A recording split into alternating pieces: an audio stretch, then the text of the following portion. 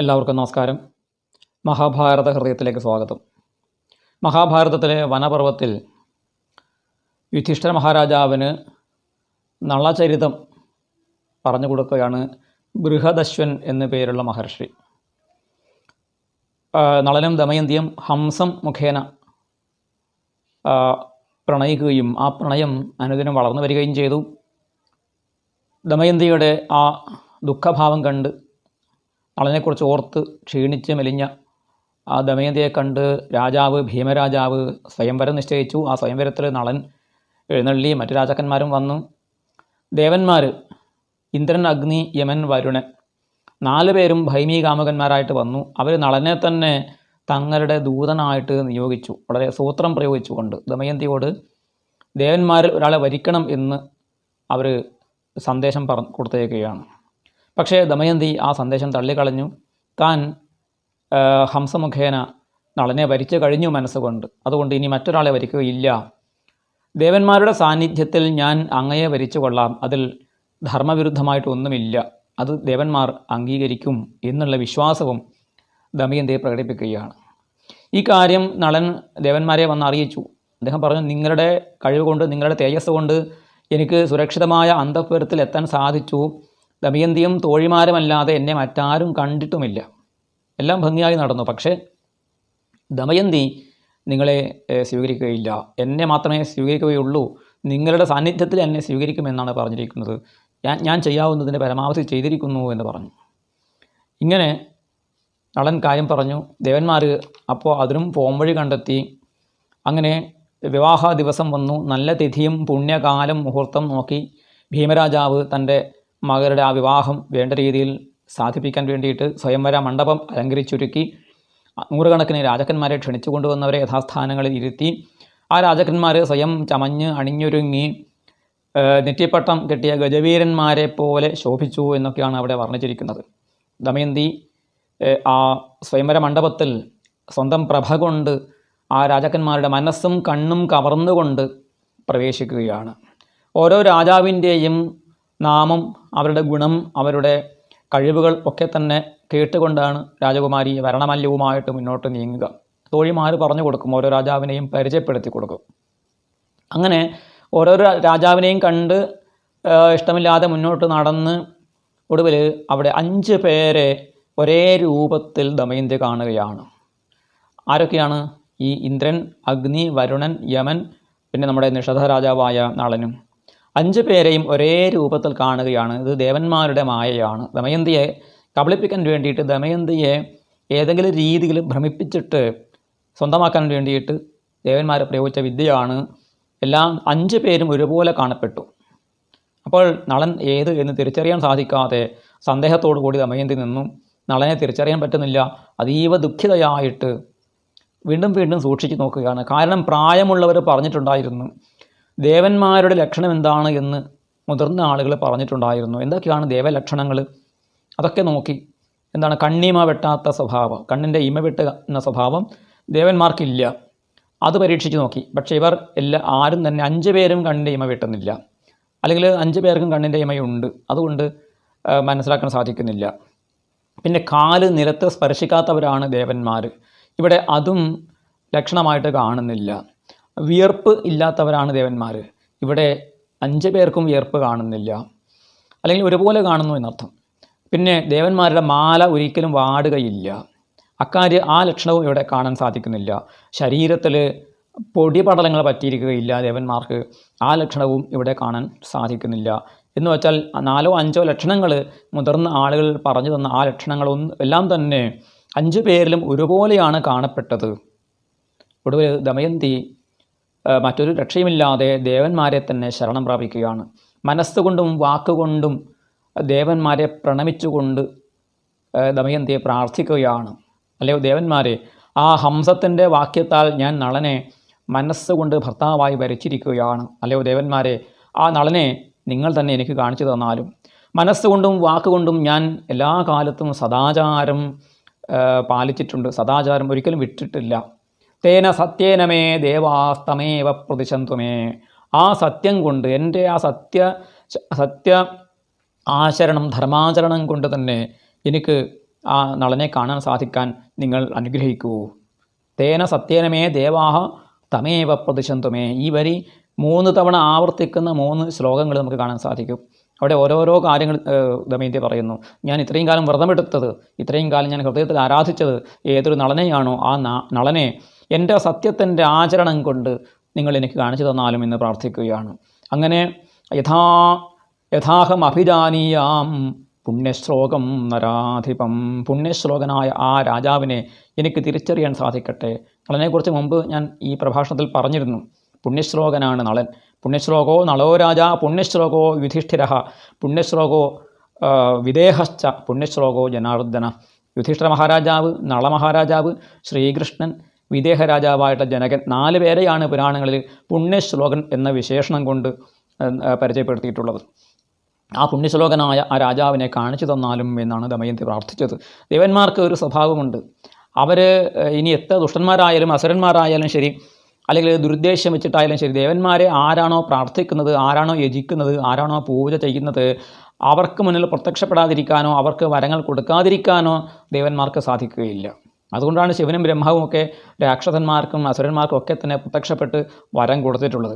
അപ്പോൾ ഇത് ഒരാളുടെ അവകാശമാണ്. തപസ് ചെയ്തിട്ടും പ്രാർത്ഥിച്ചിട്ടും ധ്യാനം കൊണ്ടും ഉപാസന കൊണ്ടും ദേവന്മാരെ വശംവദരാക്കാൻ ഏത് മനുഷ്യർക്കും, ഏത് യക്ഷന്മാരായാലും ദേവന്മാരായാലും അസുരന്മാരായാലും വിദ്യാധരന്മാരായാലും രാക്ഷസന്മാരായാലും അവർക്കൊക്കെ സാധിക്കും എന്നുള്ളതാണ്. അപ്പോൾ ദമയന്തി ധർമ്മം വിട്ടിട്ടില്ലാത്ത ദമയന്തിക്ക് ദേവന്മാരെ തന്നെ ഉപാസിക്കാൻ സാധിക്കും, പ്രസാദിപ്പിക്കാൻ സാധിക്കും. ദേവന്മാർക്ക് അങ്ങനെയുള്ള സന്ദർഭത്തിൽ വരം കൊടുക്കാതിരിക്കാൻ നിർവാഹമില്ല. അതാണ് ദേവന്മാരുടെ ഒരു കർമ്മബന്ധനം എന്ന് പറയുന്നത്. അവർ അതിന് നിയമിക്കപ്പെട്ടവരാണ്. അതിനു വേണ്ടിയിട്ട് അത് അവരുടെ ധർമ്മമാണ്, കടമയാണ്. അതുകൊണ്ട് ദമയന്തിയുടെ സൽസ്വഭാവത്തിൽ അവർ ആകൃഷ്ടരാവുകയും ചെയ്തു. ദമയന്തിയുടെ കരുണമായ പ്രാർത്ഥന ഒന്ന്. രണ്ടാമതായിട്ട് ദമയന്തിയുടെ ദൃഢനിശ്ചയം. ദേവന്മാരെ കിട്ടിക്കഴിഞ്ഞാലാണ് ലോകത്തിലെ ഏറ്റവും ജീവിതത്തിൽ സൗഭാഗ്യങ്ങൾ ഉണ്ടാവുക എന്ന് നളൻ തന്നെ പറയുകയുണ്ടായി. ആ സൗഭാഗ്യങ്ങളെ ത്യജിച്ചുകൊണ്ട്, ദിവ്യലോകങ്ങളെ ത്യജിച്ചുകൊണ്ട് സാധാരണ മനുഷ്യനായ നളനിൽ ഉള്ള തൻ്റെ പ്രണയത്തിൻ്റെ ആ ദൃഢമായ ഭാവം, ദൃഢനിശ്ചയം, പിന്നെ ദമയന്തിയുടെ ആ ദൃഢമായ അനുരാഗഭാവം, പ്രണയം, പിന്നെ മനസ്സിൻ്റെ വിശുദ്ധിയും ഭക്തിയും, ഇങ്ങനെ 3-4 കാര്യങ്ങളാണ് ദമയന്തിയിൽ ദേവന്മാരെ കണ്ട് സന്തോഷിച്ചത്. അത് കണ്ട് ദേവന്മാരെന്ത് ചെയ്തു? തങ്ങളുടെ ലക്ഷണം കാണിച്ചു കൊടുത്തു. യഥോക്തം ചക്രിരേ ദേവാ സാമർഥ്യം ലിംഗധാരണേ. ലക്ഷണങ്ങൾ വെച്ച് തിരിച്ചറിയാനുള്ള ആ ഒരു കഴിവ് ദമയന്തിക്ക് കൊടുത്തിട്ട് അപ്പോൾ ദമയന്തിക്ക് അവരെ തിരിച്ചറിയാൻ സാധിച്ചു. അപശ്യത് വിബുധാൻ സർവാൻ അസ്വേദാൻ സ്തബ്ധലോചനാൻ ഹൃഷിതസ്രഗ്രജോ ഹീനാൻ സ്ഥിതാൻ അസ്പൃശത ക്ഷിതിം. എന്തൊക്കെയാണ് ലക്ഷണങ്ങൾ കണ്ടത്? അപശ്യത് വിബുധാൻ സർവാൻ അസ്വേദാൻ, വിയർപ്പ് ഇല്ലാത്തവർ. സ്തബ്ധലോചനാൻ, ദേവന്മാർക്ക് കണ്ണിൻ്റെ ഇമ വെട്ടാതെ ഒരേ രീതിയിൽ കണ്ണ് ചിമ്മാതെ നോക്കി നിൽക്കുന്ന സ്വഭാവം. ഹൃഷിതസ്രഗ്രജോ ഹീനാൻ, വാടാത്ത മാലകൾ, പൂമാലകൾ അണിഞ്ഞവർ. പിന്നെ ശരീരത്തിൽ പൊടി പറ്റാത്തവർ. പിന്നെ സ്ഥിതാൻ അസ്പൃശത ക്ഷിതിം, കാല് നിലത്ത് സ്പർശിക്കുന്നില്ല. ഇരുന്ന് കഴിഞ്ഞാൽ അല്ലെങ്കിൽ നിന്നാലും ഭൂസ്പർശം അവർക്കുണ്ടാവുകയില്ല. ഈ ലക്ഷണങ്ങൾ ദേവന്മാരിൽ കണ്ടെത്തുകയാണ് നമ്മുടെ ദമയന്തി. അതേസമയത്ത് നളനാകട്ടെ എങ്ങനെയായിരുന്നു? ഛായാദ്വിതീയോ മാനസ്രജസ്വേദ സമന്വിത ഭൂമിഷ്ഠോ നൈഷധശ്ചൈവ നിമേഷേണ ച സൂചിത. ഛായാദ്വിതീയ, നളൻ്റെ കൂടെ നളൻ്റെ നിഴലുമുണ്ട്. ദേവന്മാർക്ക് നിഴൽ ഉണ്ടാവുകയില്ല. അതും ദേവന്മാരുടെ ലക്ഷണമാണ്.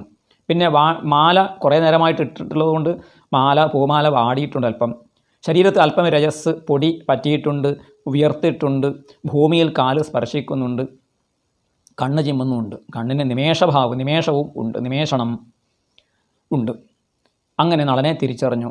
സാ സമീക്ഷതു താൻ ദേവാൻ പുണ്യശ്ലോകം ച ഭാരത നൈഷധം വരയാമാസ ഭൈമീ ധർമ്മേണ പാണ്ഡവാം. ബൃഹദശ്വ മഹർഷി പറയുകയാണ്, അല്ലയോ പാണ്ഡവ, അല്ലയോ യുധിഷ്ഠിരാം, ആ ദേവന്മാരൊക്കെ കണ്ടിട്ടും ഭൈമി ഒട്ടും കൂസാതെ ആ നളനെന്ന മനുഷ്യനായ ധർമ്മിഷ്ഠനായ സുന്ദരനായ സൽസ്വഭാവിയായ ജ്ഞാനിയായ വീരനായ പുണ്യശ്ലോകനെ തന്നെ ആ ഭൈമി സ്വീകരിച്ചു. ധർമ്മമാണ് ചെയ്തത് ആ ദമയന്തി. ധർമ്മം കൊണ്ടാണ് ഇതെല്ലാം സാധിച്ചതും. ദേവന്മാരും മഹർഷിമാരും ഇത് കണ്ട് സാധു സാധു എന്ന് വിളിച്ചു പറഞ്ഞു, നന്നായി നന്നായി എന്ന് പറഞ്ഞു. അവരൊക്കെ വിസ്മിതരായി. നളൻ തന്നെ വരിച്ച ദമയന്തിയോട് പറഞ്ഞു, ദേവസന്നിധിയിൽ വെച്ച് നീ എന്നെ സ്വന്തം പുരുഷനായിട്ട് ഭർത്താവായിട്ട് സ്വീകരിച്ചിരിക്കുന്നു. ഇനി ഞാൻ നിനക്ക് അധീനനാണ്. ഞാൻ നിൻ്റെ വാക്കനുസരിച്ച് ജീവിക്കും. തേ വചനേരഥം, ഞാൻ നിൻ്റെ വാക്കുകളിൽ ആണ് ഇനി രമിക്കുക. നിൻ്റെ വാക്കനുസരിച്ചിട്ടാണ് ഞാൻ ജീവിക്കുക. നീ എന്നെ കീഴടക്കിയിരിക്കുന്നു എന്നർത്ഥം. ദേഹത്തിൽ പ്രാണൻ ഉള്ളിടത്തോളം കാലം നിന്നിൽ ഞാൻ വസിക്കും, എന്നിൽ നീ ഉണ്ടാകും. ഇത് ഒരു പ്രണയത്തിൻ്റെ വാക്കല്ല. സാധാരണ കാമുകി കാമുകന്മാർ പരസ്പരം പറയുന്നൊരു വാക്യം മാത്രമല്ല. വേദങ്ങളിൽ വിവാഹ സംബന്ധമായ വിവാഹ സന്ദർഭത്തിൽ ചൊല്ലേണ്ട ഒരു മന്ത്രമുണ്ട്. വൈദികമായ വിവാഹ കർമ്മത്തിൽ മമ ചിത്തേ ചിത്തമസ്തുതേ മമ ഹൃദയേ ഹൃദയം തേ, എൻ്റെ ചിത്തത്തിൽ നിൻ്റെ ചിത്തം ചേർന്നിരിക്കട്ടെ, എൻ്റെ ഹൃദയത്തിൽ നിൻ്റെ ഹൃദയം ചേർന്നിരിക്കട്ടെ എന്നുള്ളത് വൈദികമായ അതിപുരാതനമായിട്ടുള്ള മന്ത്രമാണ്. വിവാഹധർമ്മത്തിൻ്റെ പരിശുദ്ധി എവിടെയാണ്? വിവാഹത്തിൻ്റെ പവിത്രത എന്ന് പറയുന്നത് ഈ ഹൃദയങ്ങൾ പരസ്പരം ചേരുന്നതിലാണ് എന്ന് നമ്മുടെ വേദങ്ങൾ പറയുന്നു.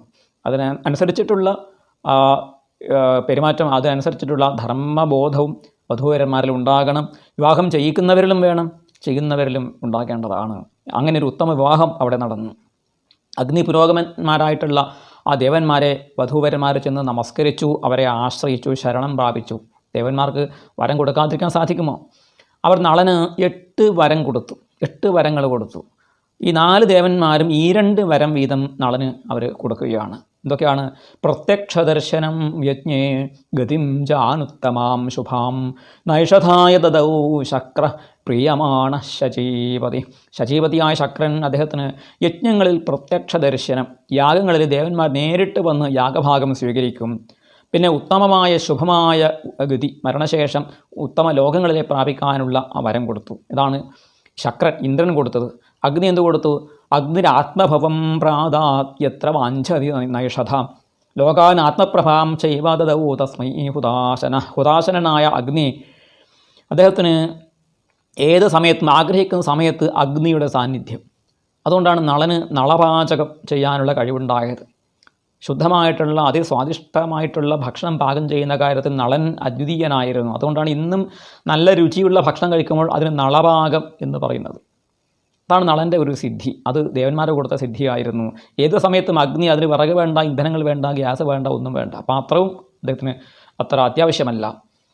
അപ്പോൾ അഗ്നി സാന്നിധ്യം ഉണ്ടായിരിക്കും. അതുപോലെ പ്രഭയുള്ള അഗ്നിപ്രഭയ്ക്ക് തുല്യമായിട്ടുള്ള ലോകങ്ങളൊക്കെ തന്നെ അദ്ദേഹത്തിന് ലഭിക്കുകയും ചെയ്യും എന്നുള്ള വരം കൊടുത്തു. യമധർമ്മൻ എന്താണ് വരം കൊടുത്തത്? യമസ്ത്വന്നരസം പ്രാദാ ധർമ്മേ ച പരമാം സ്ഥിതിം.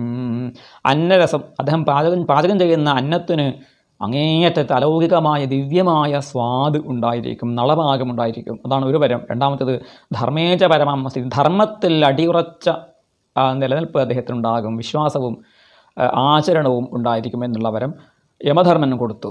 അപാമ്പതിരപാംഭാവം വിത്ര വാഞ്ചതി നൈഷധ ശ്രയശ്ചോത്തമഗന്ധാഢ്യാ സർവേ ച മിഥുനം ദദു.